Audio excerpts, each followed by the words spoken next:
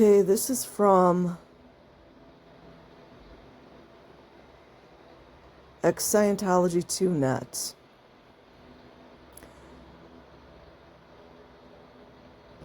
From Lordy, Lord, Glorious Bastard. March 21st, 2023. Hello there. Sorry in advance for the long-ass story. My name could be summed up with two letters, A and H. Why the hell would I even write that into a message board? Well, because I was able to somewhat ghost out of the program itself. As I was the type of kid that always went under the radar when I was going to school. And I'm not really that afraid of them anymore. And it's possibly because I've really wanted to talk to someone, since that has been through a somewhat similar experience. I doubt I'm the only person from Delphi that has come looking for some form of support network. It's weirdly difficult. Note, if anyone sees this years into the future, don't be afraid to message me. I might eventually get it and will respond. This experience affected me in many ways. And I always like to help out the underdog. Anyway, I went to Delphi, Oregon, the big one. The way that I got in was rather stupendously lucky. My mom and dad had gotten into Scientology when I was young, and thus kind of took my brother and I along for the ride. I don't blame them, and still love them. At the time, I had been going to the Scientology church in my area. I had also simultaneously been going through a horrible middle school experience in 6th grade. Bullying wasn't even foreign to me, but 6th grade was by far the worst. I had been tortured by peers there, physically. Got beaten and called every name in the book, too. Daily. Made me really apathetic, depressed, extremely unsocial, and nearly suicidal. Too bad they couldn't put her or him into a karate or some type of self-defense classes. As a 12-year-old, my mom and dad had been looking around desperately for a place where I could go to school without that type of issue. And that was when one of their friends at the church got through with a friend from the school. And after a bit of papers and a test that I barely passed on the third attempt, I got in. Due to my scores on the test, however, I couldn't attend summers at Delphi. Sucked, but I got over it eventually.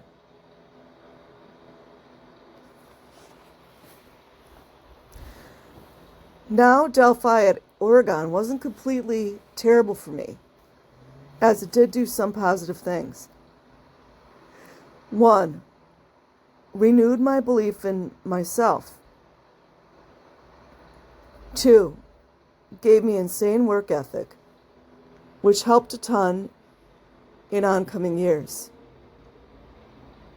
3. Bull baiting and comm drills, despite my dislike of them for the most part, did teach me how to lead versus manage, which has also helped a lot.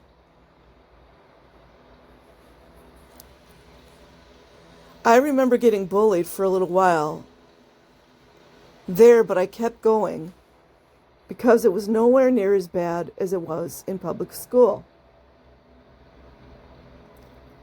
I had never told anyone about any of those experiences, and parents learned about how bad it really was after Delphi. Eventually, the supervisors pulled me out of the main classroom, though, and put me down in the exam room, where I spent most of my time studying under Gwen. I have a lot to thank her for, even if she was a terror, was kind of scared of her in a good way. Was the only one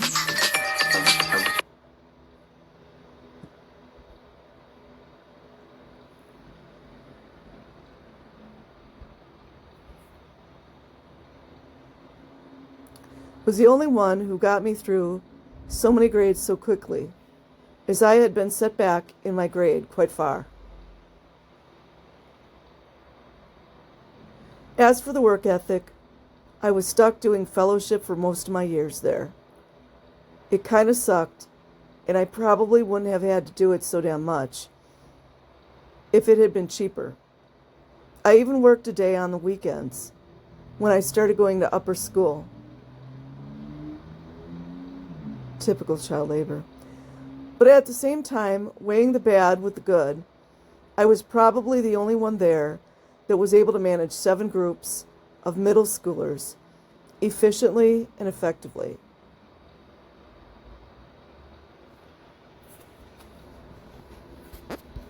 So they must have put her or him in charge, as a teenager.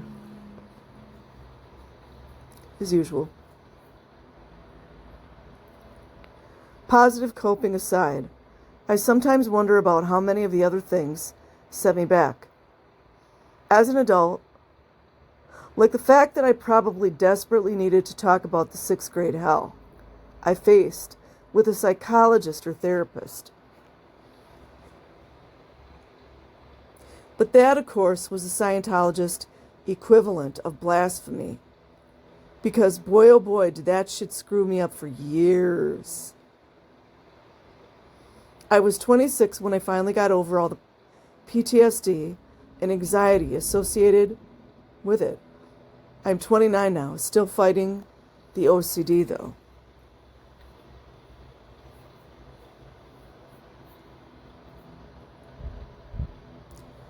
Another thing that really sucked was being one of the poorest kids there. My parents weren't exactly poor among normal middle-class standards, but at Delphi they were. They are still in debt to them. Even after all this time, that's one thing I totally hate about that school. I know hate's a strong word, but I hate that I can't understand why it was always so damn expensive. Agreed. I hate how that school, that made thousands upon thousands upon thousands, couldn't at least have some type of scholarship or help the lower income students.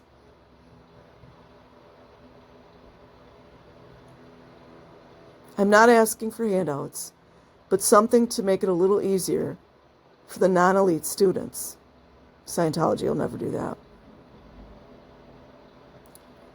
Life for us was not like life for the children of the CEOs and celebrities and rulers of all sorts.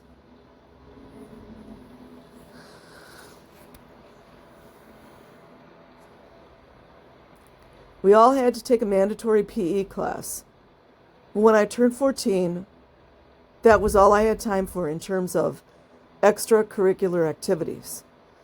Sometimes I got to do some weekend stuff, but it was rare that I did. Most of the time I was working at the school buffing floors. Oh, there you go, you guys. Parents paying all kinds of money for this kid to do manual labor. Typical. Most of the time I was working at the school buffing floors, sweeping stairs, and washing dishes endlessly. Another girl that was in somewhat of the same boat had to endlessly perform because she was very skilled at what she did. I hope she loved what she was doing, but I can't truly judge because I didn't know what was going through her mind.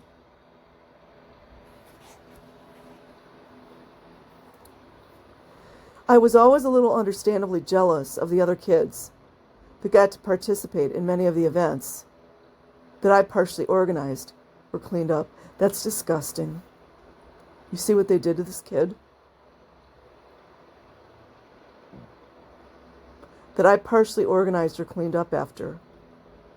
They made him the slave.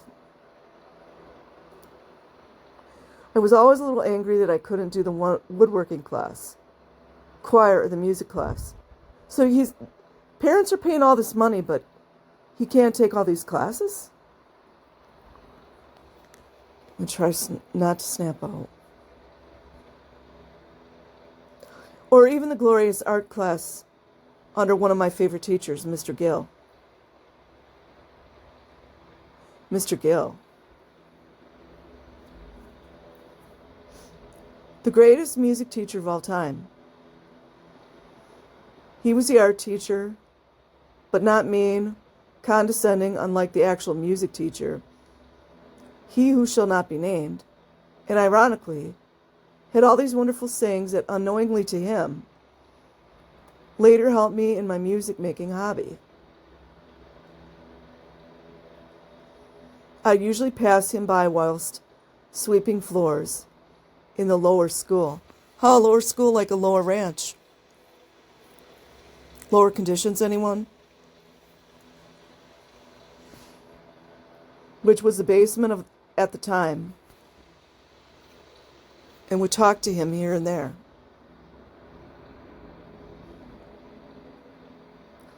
There was one particular event where they had a dance-a-thon. This was a dancing event wherein students would dance to raise money for the school. The money pledged would have to be paid by the hour. I raised a laughable $300 to $400. I was excited at the time because when I was in Boy Scouts with normal people, raising that much money would mean you'd get an inflatable raft or something cool like that. Did I win? Not even close. The top three were wealthy boy, wealthier girl, and wealthiest girl. Learned a pretty hard-hitting lesson that day. Coined it the freight train of reality. Next dance-a-thon, what happened? I did an experiment. Apparently there was something like $5,000 left, and people were begging me to donate. Never did. Goal was made on the final day, and it went over the goal. Strange, did it again on the next dance-a-thon. Same result. Then the next, same result, and the next. You get the picture. Learned that the money I earned meant nothing in comparison to many of the people I was going to school with. Kind of sad thing to learn young, but probably a good thing in some ways. Many of the supervisors, for some reason, were focused on making me a happy optimist. Ironically, these types of things made me a realist.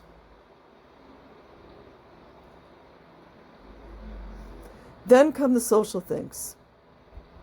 This was probably a lack of therapy problem. And at the same time, I had no idea that I was high functioning. I was very quiet. I sucked at making friends, in starting relationships.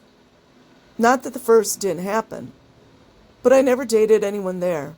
Was too much of a nervous wreck to ever really notice anyone was attracted to me, nor did I know how to talk to girls. Oh, so it's a guy. Work, study, fellowship, whatever you want to call it, never really helped in this regard, as I was always working, alone, usually, and barely had time to talk to others. During extracurricular activity times. Thus, I never really had time to socialize much, and thus my social skills were shit. Despite that, I had quite the knack for teaching, and a lot of the younger years liked me because I was a very good boss and tutor, and I got very, very good at doing tricks with the broom while singing. So that's cool. When I finally went to see a therapist, I was around 20 and was in college. I had talked to several staff at Oregon State that helped me with the process of letting go of Scientology. And that was when I also learned that I was very high functioning, have autism. I'm definitely way better off than a lot of other autistic kids. And because I grew up like nearly everyone else, the normal folk, I have chosen to not label myself as such. I refuse to be a victim of it. That said, I still have the quirks of an autistic person, like sensitive touch, hearing and smell, had trouble looking people in the eyes, probably made from comm drills, utter hell, and talking to people, etc. I even had the whole insane interest thing, wherein I was intensely into particular subjects, those being at the time music and social psychology, the latter of which helped a shitload in terms of learning how to talk to people and pick up on micro-expressions, which I picked up in college, which is generally second nature to everyone else, but I digress. As for music, well, I'm still in love with it.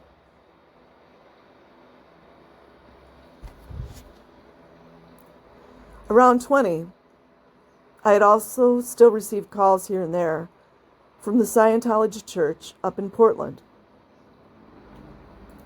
I don't know how, but all I really had to do was say that Scientology didn't really agree with my religion, Christianity, and I stopped receiving calls. I still get the occasional Delphian magazine, but that's about it. At the time, I had said Christianity simply because I knew how strict the religion could be in particular sects and used it as an excuse to get out. Nowadays, I do follow Christian beliefs, but not in the general way.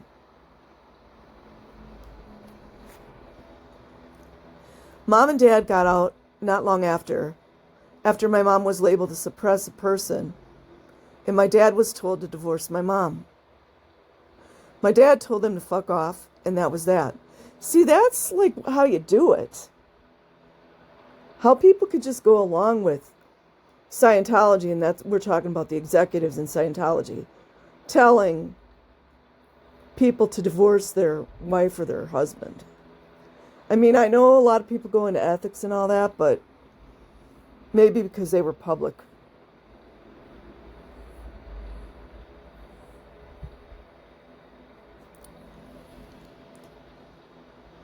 Not going to high school meant for me not getting a diploma. I never graduated Delphi in the end. So I had to get my GED. This didn't really matter in the long run, but it made getting a job very difficult at first.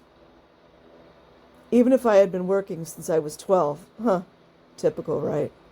And even some other work before then.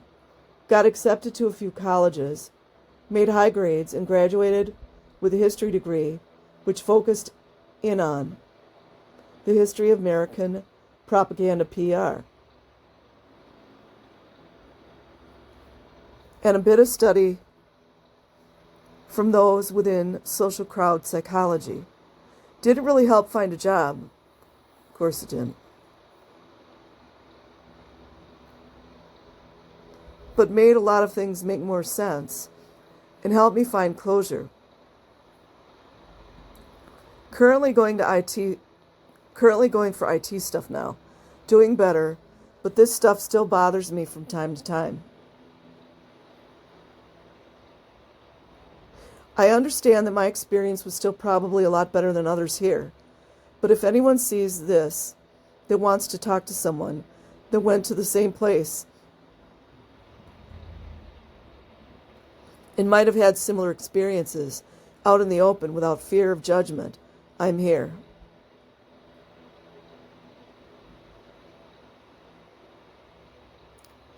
Isaac says, thank you for sharing your story.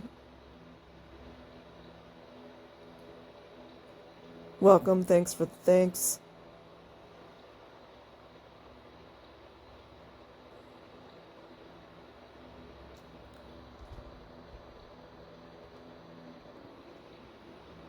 I'm Dex says, welcome, it's such a good feeling to see how your father didn't put externally imposed unconditional submission ahead of his wife and family, that he maintained his presence, his love, and his sense of self. Best wishes and good luck to you and your family.